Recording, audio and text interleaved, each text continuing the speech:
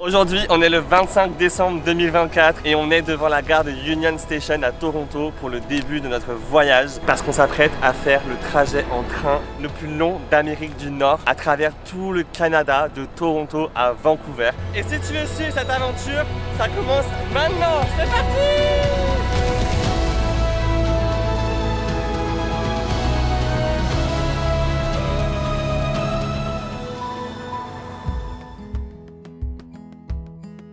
Émerveillé par le Pôle Express depuis ma plus tendre enfance, je rêve depuis longtemps de parcourir des paysages enneigés en train, de découvrir le charme d'un voyage où le chemin se veut plus important que la destination, et c'est exactement ce qu'on s'est offert cette année pour Noël. Ce voyage, c'est un trajet de 4 jours, 4 nuits, à bord d'un des plus mythiques trains d'Amérique du Nord, le Canadien. C'est près de 100 heures de voyage et 4400 km à travers le Canada, pour relier Toronto à Vancouver, tout à l'ouest du pays. Aujourd'hui, je vous emmène avec nous à bord de ce voyage incroyable, traversant les grandes étendues des plaines, les forêts et les lacs, mais aussi les majestueuses rocheuses, ces montagnes à l'ouest du pays. Je vais vous montrer la traversée du deuxième plus grand pays du monde et à quoi ressemblent les journées paisibles à bord de ce train où tout semble ralentir. Je vous expliquerai tout ce que vous devez savoir et toutes les informations pratiques, alors restez bien jusqu'à la fin.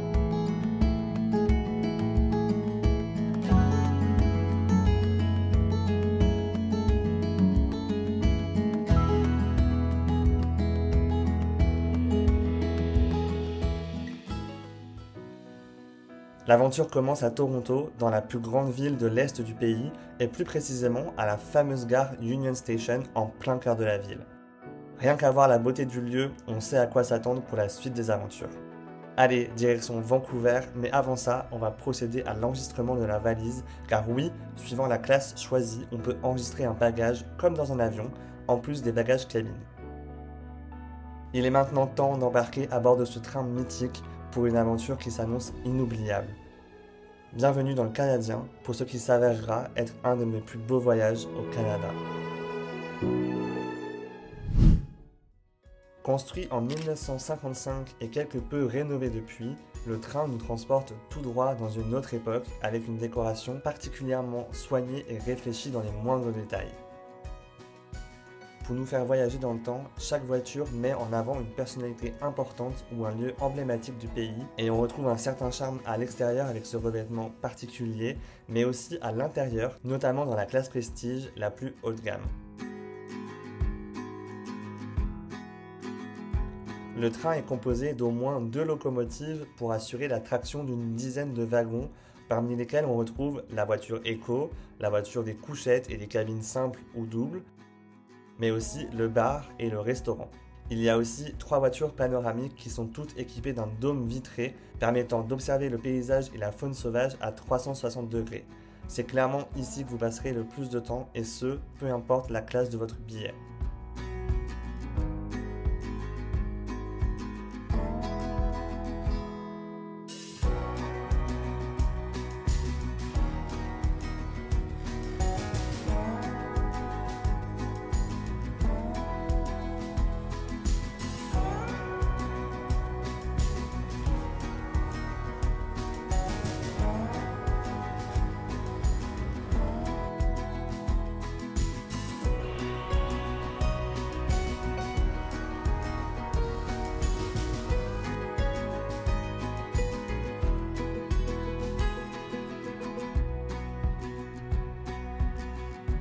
Je vous emmène tout de suite visiter notre cabine privée où l'on passera les 100 prochaines heures. Welcome home. On est trop bien. Nous voilà dans notre cabine. On a du coup un lit là-haut et un autre lit ici. Nos petits sièges, la vue magnifique. Et ici du coup on a petit coin, salle de bain, toilette, avec des petits échantillons. Et ici, du coup, les toilettes, avec ici des rangements. Et voilà.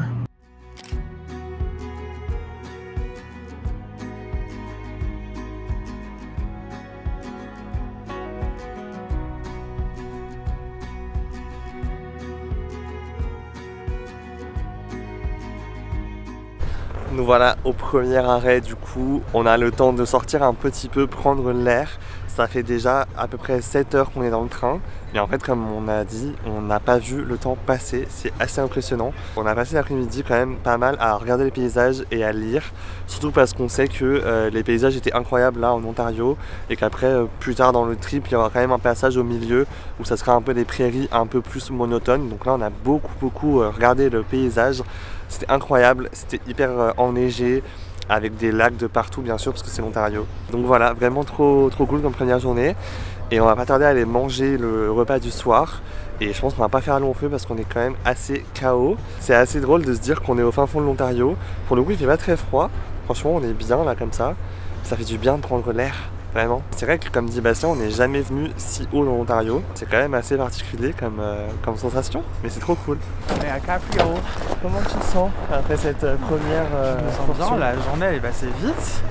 Et voilà du coup le mode nuit de notre petite cabine. On a du coup 2 lits superposés. C'est d'ailleurs un des membres du personnel qui nous installe tout et qui nous prépare tout ça pendant qu'on est en train de manger.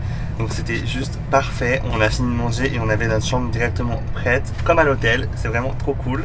Et là du coup vous avez un petit aperçu à quoi ça ressemble en mode nuit. Là il y a mon lit du coup en haut. Et là je suis sur le lit de Bastien avec la petite échelle juste ici. Et la petite salle de bain là avec les petits produits. Ils nous avaient donné du coup du shampoing, de la lotion pour le corps, des boules Kies et des petits carreaux de chocolat. Franchement trop cool. Et une des choses qu'ils nous ont annoncé ce soir, vu que le train ne s'arrête pas pendant qu'on dort, on va arriver petit à petit, normalement d'ici demain matin, dans une nouvelle province et du coup on va changer d'heure puisqu'on passe sur le fuseau horaire de Central Time et on va du coup devoir reculer nos montres avant même demain matin, histoire d'être sûr qu'on ne loupe pas l'heure du petit déjeuner puisqu'il est servi de 6h30 à 8h30. Donc autant vous dire qu'il faut quand même pas faire la grasse matinée pour pouvoir avoir le petit déj et il faut pas louper le changement d'heure. Et voilà, on va passer notre première nuit dans le train. J'espère que ça va pas trop bouger. J'ai hâte de voir du coup demain matin ce que ça donne. Et puis on vous fera un petit bilan demain matin. Voilà, bonne nuit, bye.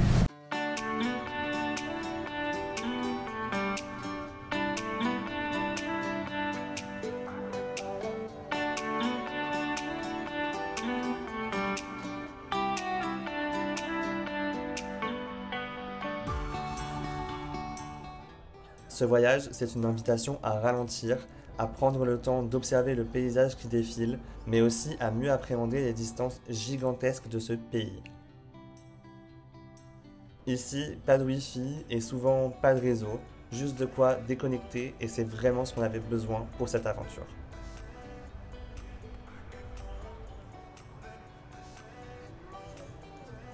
Pas de panique pour ceux qui auraient peur de s'ennuyer. Je vous assure que vous ne verrez absolument pas le temps passer. Et suivant la classe de votre billet, vous aurez accès à des activités quotidiennes comme du stretching, des bingos, des films ou encore des dégustations de vins locaux et d'autres anecdotes sur les provinces traversées.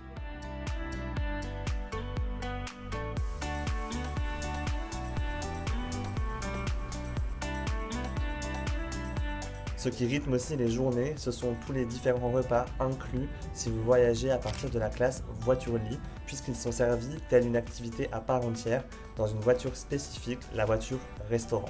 Les menus sont complets et proposent des options végétariennes ou sans gluten pour accommoder un maximum de régimes alimentaires. Ici, on ne parle pas de repas d'avion sans goût et sans texture, mais bien de repas cuisinés chaque jour au sein du train par un chef et sa brigade. Non seulement la qualité des repas était vraiment au top, mais en plus, chaque moment était une magnifique occasion de rencontrer et d'échanger facilement avec des gens qui partagent notre trajet.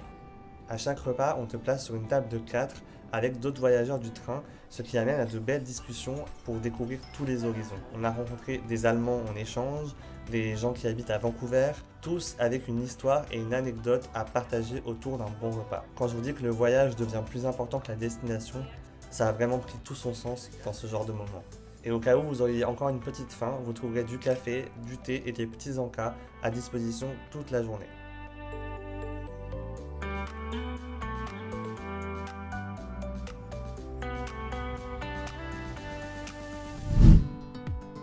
Pour la petite histoire, les nombreux kilomètres de rails au Canada sont opérés par 3 compagnies différentes. Canadian Pacific, une compagnie privée, Canadian National, une compagnie gouvernementale, toutes les deux servant au transport de marchandises. La troisième compagnie n'est autre que Via Rail et elle s'occupe du transport de passagers. Bien qu'il existait d'autres transcanadiens auparavant, Via Rail est désormais la seule compagnie à proposer ce trajet depuis 1978. Et la petite particularité, c'est que le transport de marchandises étant prioritaire, il arrive souvent que les Canadiens doivent s'arrêter pour laisser passer des trains de fret immenses pouvant aller jusqu'à 3 miles de long, soit 4,8 km. Autant dire qu'il ne faut pas être pressé, mais je crois que c'est exactement ça qui fait le charme de ce train et on laisse place à une manière de voyager un peu plus tranquille avec une moyenne de 80 km/h. Parmi les moments qui peuvent aussi retarder le train, il y a tous ces stops fraîche air d'une vingtaine de minutes qui te permettent de prendre l'air, mais surtout de faire le plein.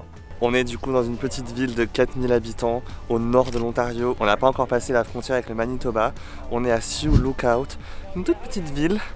Et là on fait un petit arrêt de 15 minutes pour prendre l'air. Ça fait du bien, clairement, parce que la dernière fois qu'on a été dehors, ça date d'hier soir à 18 h. Entre temps, on a changé d'heure, il est 1 heure de moins du coup, donc on a 1 heure de plus de décalage par rapport à la France. C'est assez particulier et c'est drôle de voir un petit peu la civilisation parce que ça fait quand même vraiment depuis hier 18 h qu'on n'a pas vraiment vu un village et on n'avait pas de réseau du coup depuis hier soir jusqu'à maintenant. Là on a quelques barres de réseau, donc c'était une expérience coupée du monde, voilà, c'était sympa, vraiment cool. Franchement c'est assez particulier parce que ça fait du coup plus de 24 heures qu'on est dans ce train et j'ai pas vu le temps passer, c'est trop bizarre. L'espace-temps est très très particulier. On a l'impression qu'en 24 heures on est censé se faire chier si on n'a pas de réseau, si on n'a rien à faire ou quoi.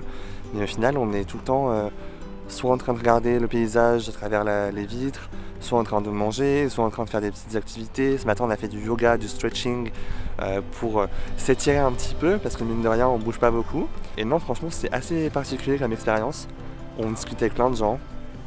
On papote, on se raconte un petit peu nos vies, on découvre où les gens vivent, voilà, des vies complètement différentes, tous liés par cette expérience de train. C'est quand même vraiment trop cool comme expérience. La nuit s'est bien passée en vrai, c'est un peu particulier de dormir dans un train qui bouge. Personnellement c'est ma première expérience, j'ai jamais dormi dans un train de nuit, mais franchement ça s'est bien passé, il y a un peu de bruit. Et surtout moi ce qui m'a réveillé c'est au final quand on était à l'arrêt, parce que des fois on est obligé de s'arrêter du coup pour laisser passer un train en face, un train de fret, de marchandises. Et du coup c'est plutôt quand on était à l'arrêt que ça m'a réveillé parce que je me suis dit bah ok c'est bizarre, on n'est plus en mouvement.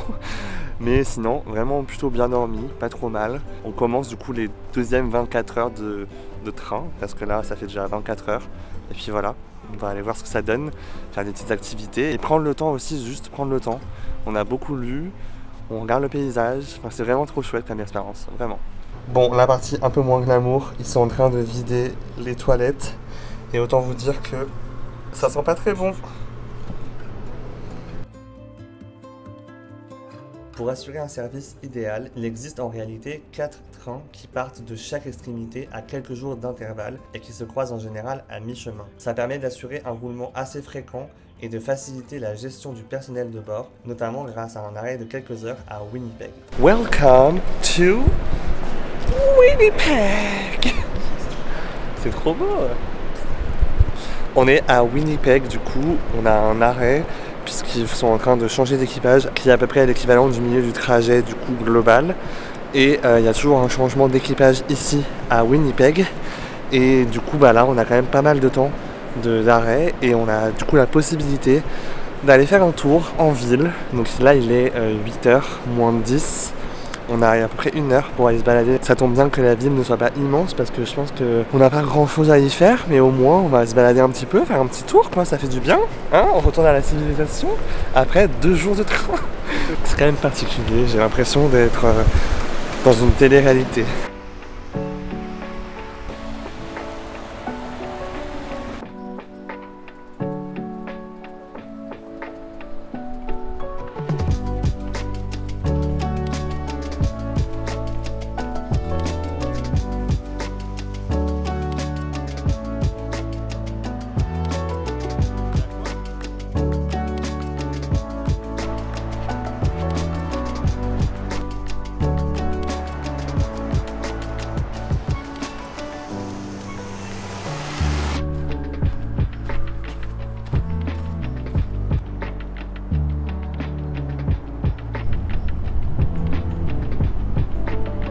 Bon, petit bilan, après une petite balade d'une bonne heure du coup dans Winnipeg, c'est assez mortibus. Je pense que c'est parce que c'est aussi la semaine juste après les fêtes et tout, mais l'ambiance est très particulière. Il n'y a personne dans les rues. Les rues sont mignonnes pourtant, les bâtiments sont assez sympas et tout. Il y a quand même une différence d'architecture entre des bâtiments modernes et des bâtiments un peu plus anciens. Mais alors par contre il n'y a personne, ça fait vraiment très bizarre comme ambiance. Par contre autant le centre-ville n'est pas forcément le plus animé de tous ceux qu'on a vus au Canada, autant la balade fait vraiment du bien. Il fait pas trop froid, franchement il fait genre 0 ou -2 je sais plus. Mais c'est vraiment pas froid pour Winnipeg. Et clairement ça fait du bien de marcher parce qu'au final ça fait quand même plus de 24 heures, donc plus de 2 jours même j'ai envie de dire, qu'on est dans ce train. Et à part faire des allers-retours entre les différentes voitures, bah on marche pas beaucoup. Et au final là ça nous fait un petit peu notre exercice du jour et ça fait vraiment du bien à l'air frais comme ça. Et même si la ville n'est pas la plus ouf, et ben ça nous a vraiment permis de se décourdir les jambes et de voir un petit peu autre chose aussi. On sait qu'on ne reviendra pas spécialement à Winnipeg pour des vacances, c'était clairement pas sur notre liste et ça le sera pas, mais ça nous a au moins permis de prendre l'air pendant une petite heure. Et ça, mine de rien, sur un séjour de 4 jours dans un train, bah c'est bon à prendre, voilà. En parlant des arrêts, il est aussi possible de rester quelques jours dans une des villes étapes que l'on traverse, que ce soit Winnipeg, Edmonton ou Jasper. Une chose à savoir, c'est qu'il est important de bien anticiper si vous voulez vous y arrêter, puisque le Canadien passe seulement tous les 3 jours. Ces escales peuvent donc être une belle pause de quelques jours dans ce voyage, notamment pour visiter les Rocheuses vers Jasper. Nous voilà arrivés à Jasper. On a débarqué du coup ce matin, on est arrivé à 6 h à peu près à la gare de Jasper. On a pris le petit déj quand même. Et là on est en train de se balader du coup en ville. Il est 8h15, il fait encore nuit noire. C'est très particulier. Le soleil se lève à 9 h ici en cette période. Donc c'est quand même très très tard. Et je m'attendais pas à ce qu'il fasse aussi noir encore à cette heure-là. Et là du coup on a fait un tour dans le centre un peu touristique de la ville et on est en train de se balader un peu plus sur les extrémités. Et c'est là notamment qu'il y a eu tous les feux de forêt cet été. Et la moitié de la ville en fait a été cramée clairement. Donc là c'est bizarre parce qu'il y a un côté de la rue où il y a encore toutes les maisons comme si de rien n'était. Et de l'autre côté il y a vraiment plus rien. Enfin tout est ravagé quoi. C'est assez particulier de voir à quel point le feu a été à certaines zones et pas dans toutes quoi. Et c'est ouf de se dire que la ville a été autant touchée par le feu. Ça fait vraiment bizarre. Voilà. Bon et du coup pour faire un petit topo, pourquoi on est en train de se balader à cette heure-là dans les rues de Jasper, c'est parce que le train avait un arrêt du coup dans cette ville pour notamment faire plein de ravitaillements d'essence, d'eau et de tout le nécessaire. Et il y a aussi beaucoup de gens qui prennent le train seulement à partir de maintenant pour aller du coup à Vancouver. Et il y a plein de gens aussi qui sont descendus ici parce que si vous vous posiez la question, oui, on peut faire des stops du coup sur le chemin. On n'est pas obligé de faire un Toronto-Vancouver direct comme nous on est en train de faire. Mais vous pouvez du coup vous arrêter dans certaines gares où le train passe et s'arrête. Il y avait Winnipeg, il y avait Edmonton, Saskatoon hier. Et aujourd'hui du coup Jasper qui était un des derniers stops avant Vancouver. Mais par contre si vous voulez vous arrêter comme ça pour visiter potentiellement une ville ou une région sur le trajet. Le truc c'est que si vous voulez reprendre après le train pour continuer votre voyage, vous pourrez ne prendre que 3 jours après puisque le train canadien passe tous les 3 jours. Donc du coup ça vous oblige à rester au moins 3 jours dans la destination que vous avez choisie. Mais franchement je pense que si vous avez l'occasion ça peut vraiment être quelque chose de cool à faire. Il y a des gens qui se sont arrêtés notamment à Edmonton hier soir et qui avaient prévu du coup de rejoindre les Rockies et de faire une semaine sur les Rocheuses tranquillement. Mais c'est vrai que ça rajoutait quand même pas mal de jours et nous on n'avait pas forcément énormément de vacances de dispo. Donc voilà, c'est pour ça qu'on se retrouve à se balader ici parce que le train s'arrêtait du coup pendant à peu près 3 heures de 6h30 à 9h30. Et du coup on avait le temps d'aller se balader un petit peu en ville. Et si on avait voulu on aurait pu rester à Jasper et dans les environs pendant quelques jours. Je pense que c'est d'ailleurs quelque chose que je vous recommande de faire si vous venez faire ce train. Parce que le train c'est trop cool. Mais c'est vrai que du coup moi je trouve que c'est un peu frustrant de passer à côté de si beaux endroits comme Jasper là typiquement. Et de pas forcément plus s'arrêter que ça. Mais voilà, c'est mon avis.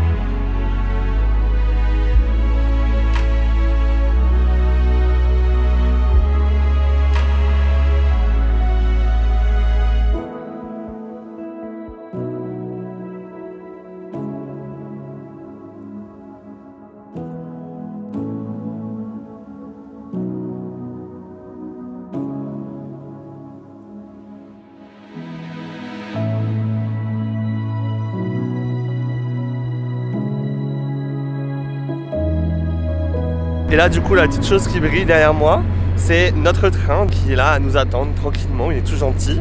Ils sont en train du coup de recharger plein de choses. Et ce qu'on entend, c'est les 2 locomotives qui sont placées à l'avant du train et qui permettent de faire avancer bien sûr le train grâce au diesel. Et on a demandé l'autre jour à l'équipage, ils nous ont dit qu'il y avait 650 000 litres de diesel pour alimenter du coup les 2 locomotives et que du coup ils sont obligés d'avoir un minimum de 580 000 litres disponibles pour être sûr de pouvoir partir à la prochaine destination.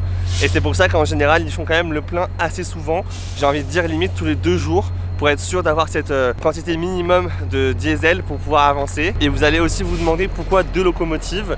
Et bien tout simplement parce que c'est s'il y en a une qui tombe en panne, au moins la deuxième est disponible pour prendre le relais. Et c'est aussi parce qu'il y a quand même une flotte énorme de wagons derrière ces locomotives et qu'il faut quand même, je pense, beaucoup de force pour pouvoir les tracter. Voilà. Bon, en tout cas, on est vraiment content de s'être arrêté, de s'être baladé un petit peu dans cette ville qu'on aime beaucoup. C'était d'ailleurs une de nos étapes préférées lors de notre road trip qu'on a fait en été. On avait vraiment beaucoup aimé l'ambiance de cette petite ville toute mignonne, un peu moins touristique que Banff pour le coup, beaucoup moins, j'ai même envie de dire. Et même le parc de Jasper est beaucoup plus sauvage, je trouve. C'est là qu'on avait vu beaucoup plus d'animaux. Donc ça fait vraiment plaisir de faire un petit tour ici et surtout de voir cette ville sous la neige. Bon, alors il n'y a pas beaucoup de neige, vous me direz, mais de voir ça en hiver en tout cas. C'est quand même assez sympa avec les montagnes juste derrière qui sont juste magnifiques, qui me rappellent mes Alpes, qui me manquent. Ils ont essayé de conserver beaucoup de charme dans les bâtiments qui construisent du coup pour garder l'âme de la ville et je trouve ça vraiment trop mignon, trop sympa. On se croirait vraiment dans un petit film de Noël américain, voilà.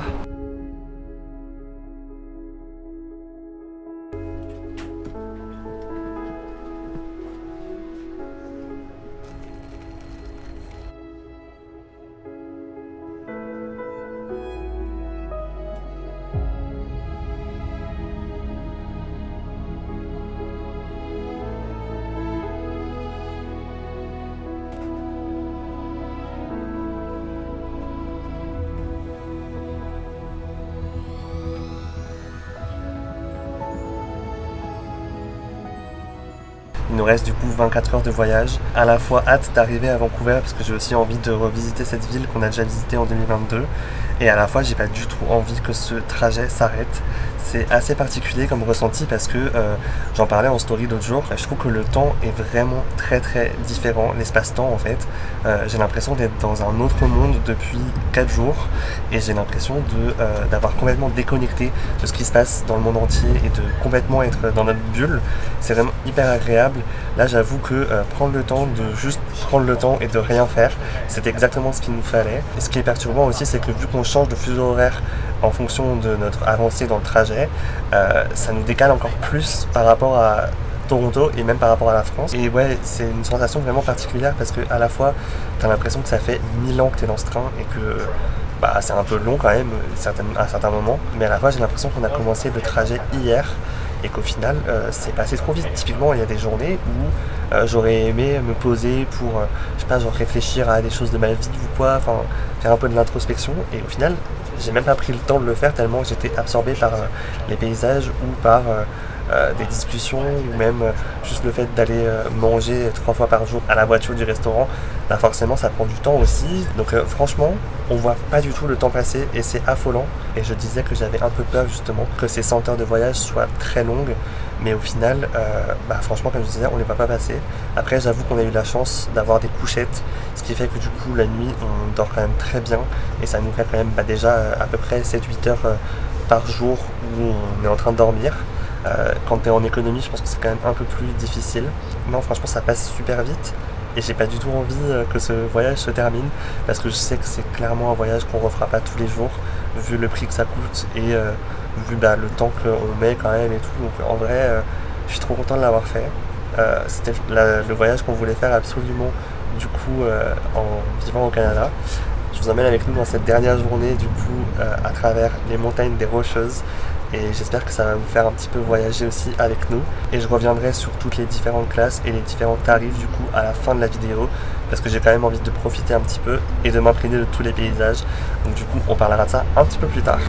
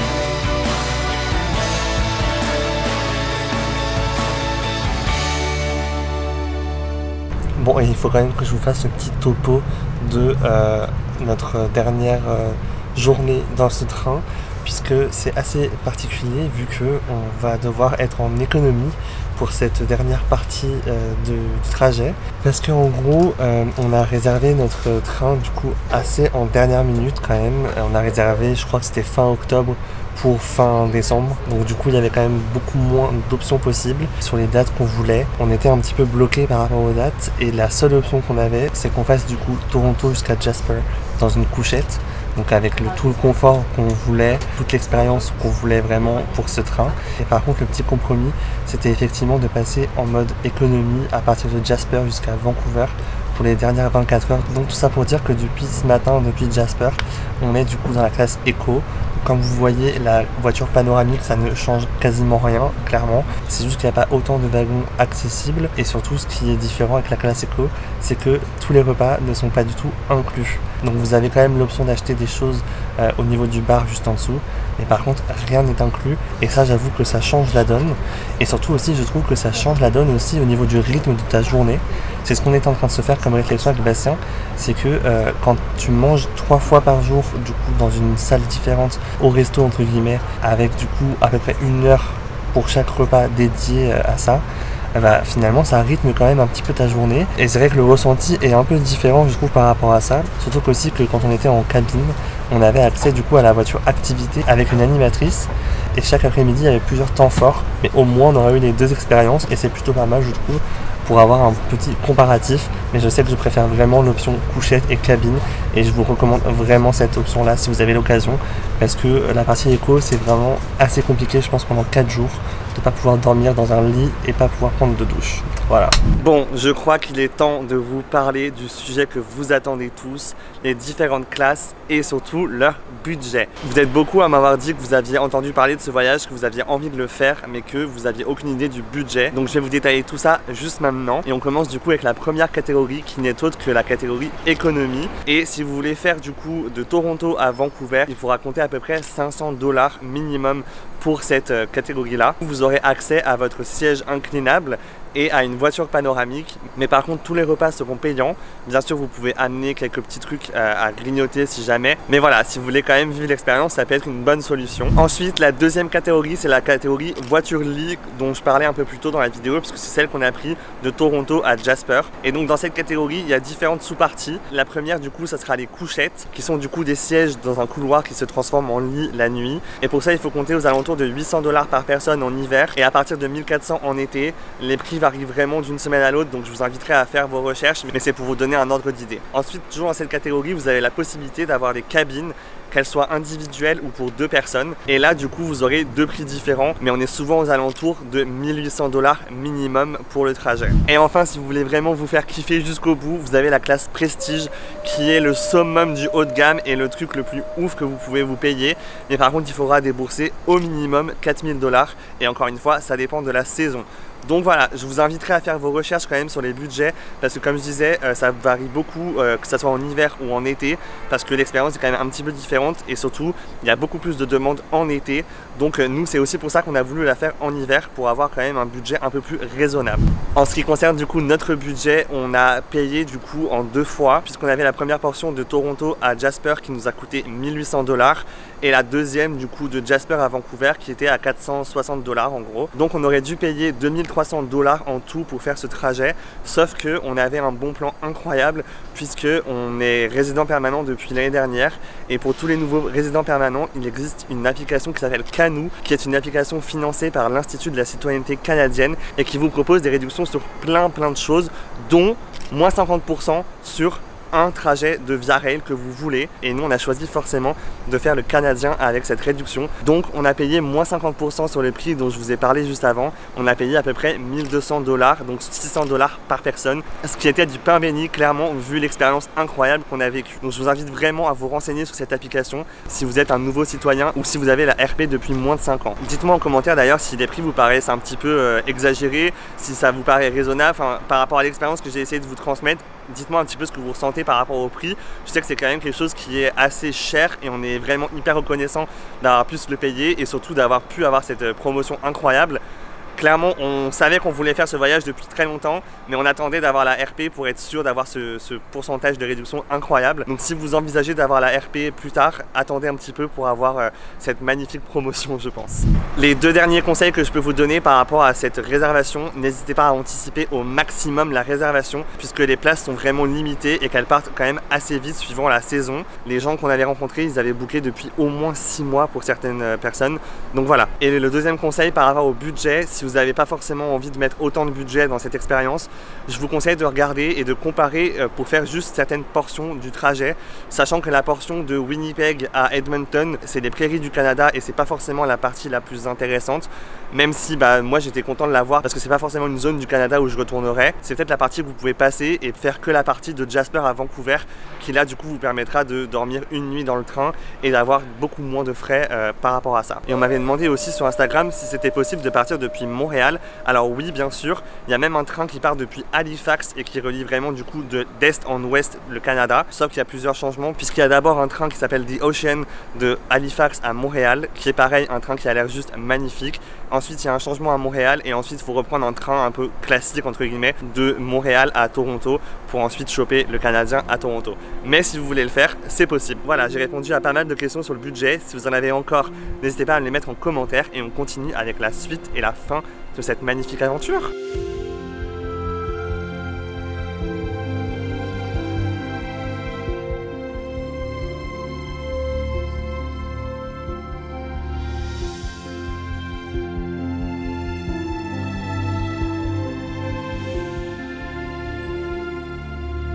Et voilà, on est bien arrivé à Vancouver. Wouhou!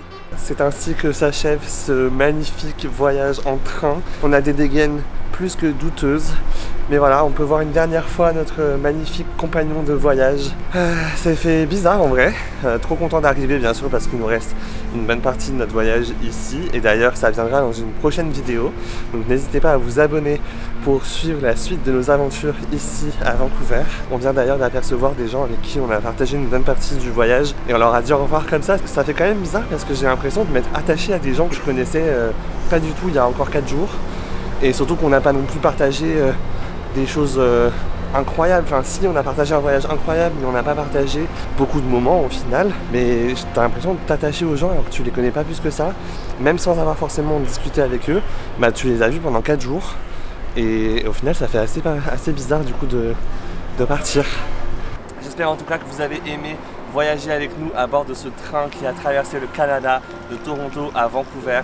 J'espère que vous avez aimé les paysages, que vous avez aimé en savoir plus sur cette expérience qui est quand même assez incroyable et assez inoubliable. Nous, on a adoré ce voyage, on avait vraiment hâte de le faire et on a vraiment bien profité tout au long du voyage pendant ces 4 jours. On se retrouve du coup très vite pour une prochaine vidéo sur la suite de nos aventures ici à Vancouver. Et d'ici là, n'hésitez pas à vous abonner. Et moi, je vous dis à très vite pour une prochaine vidéo. Bye!